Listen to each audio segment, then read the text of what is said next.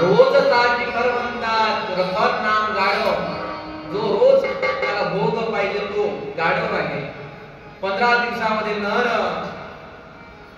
आणि 1 महिन्यावरी करी तोच खरा ब्रह्मचारी. अवधूत भाऊ म्हणतात, शास्त्रातून आधी देतात आपल्याला ब्रह्मचार्याच्या लक्षणांमध्ये गुरु योगेश्वर भगवान हे ब्रह्मचारी आहेत.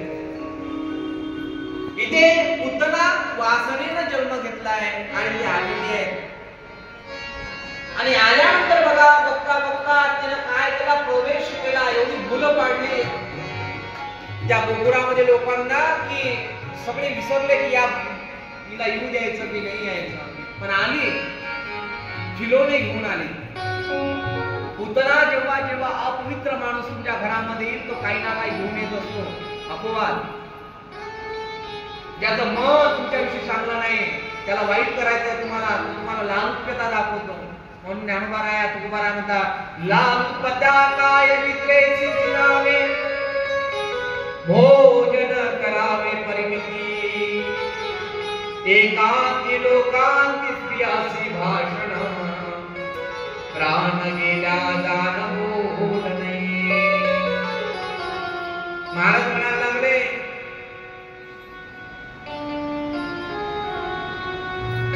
प्राण गेला दान बोल नये. कुठे काय करावं परामर्श देतात पुतणीला. नंदाच्या वयात आली, अंगणामध्ये आली, आई यशोदेला आई ऊन पडली आणि म्हणायला लागली, काय सुंदर आहे, तिच्यापासून खिलोने घ्याव की काय. खिलोने घेता घेता घेता भाव निर्माण झाला, बसायला जागा दिली, बसली आहे. आता खिलोण्याचा व्यवहार चालू आहे. कोणते खिलोने आधी होते, आता कोणते हे मी सांगत बसणार नाही, विनोदाचा भाग आहे. मला कथा घ्यायची आहे लवकर. जवळजवळ 5:11 मिनिट झाले. आता बघा पुढे पुढे काय होते.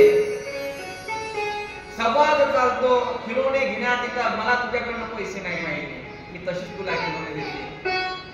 आई यशोदे, ज्यांच्या मनामध्ये कपट असेल ते गोड बोलतील. सावधान, गोड बोलणाऱ्या व्यक्तीपासून सावधान राहा.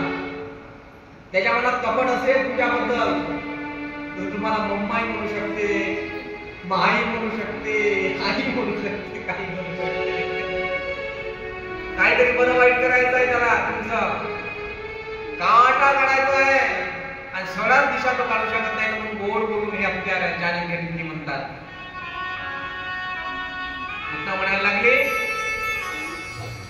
तुमचा मुलगा खूप ओझीवान आहे. आई तुम्हाला काही काम असतील ना, करा ना तुम्ही ते काम, ते बाळाला मी सांभाळते. आता पुतनानं जवळ घेतलं, वासनेनं देवाला जवळ घेतलं, जो योगेश्वर आहे. आणि आई उठली. अशिक्षित महिला आहे कोण? यशोदा.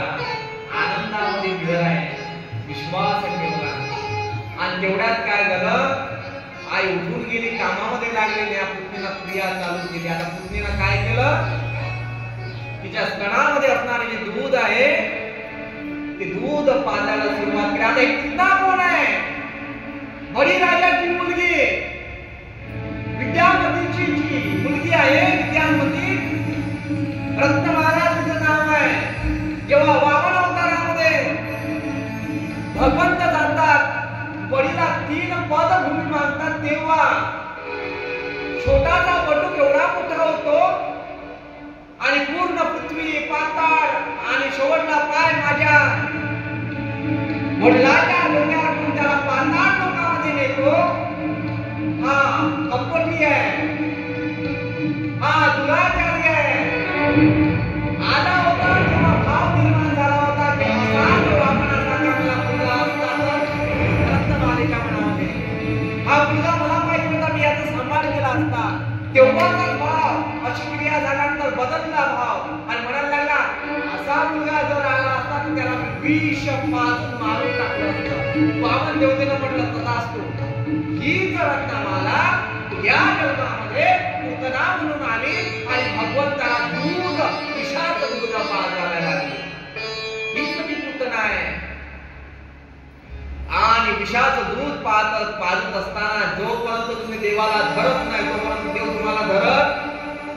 आता देवाला तिने काय केलं होतं, धरलं होतं.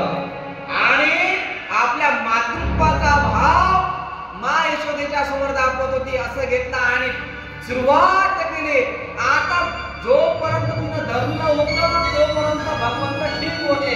आता तिला त्रास व्हायला लागला. आता काय झालं, श्रीकृष्णानं पुतलेला धरलं, आकार व्हायला लागला. आणि आकारामध्ये तिनं वायू झेप घेतली, आकाशाच्या वाटेत गेली, फिरायला लागली. ती पुतला आवाज लागली. आकार सुरू झालेला आहे. चेहरा आकारानं तृप्त झालेला आहे.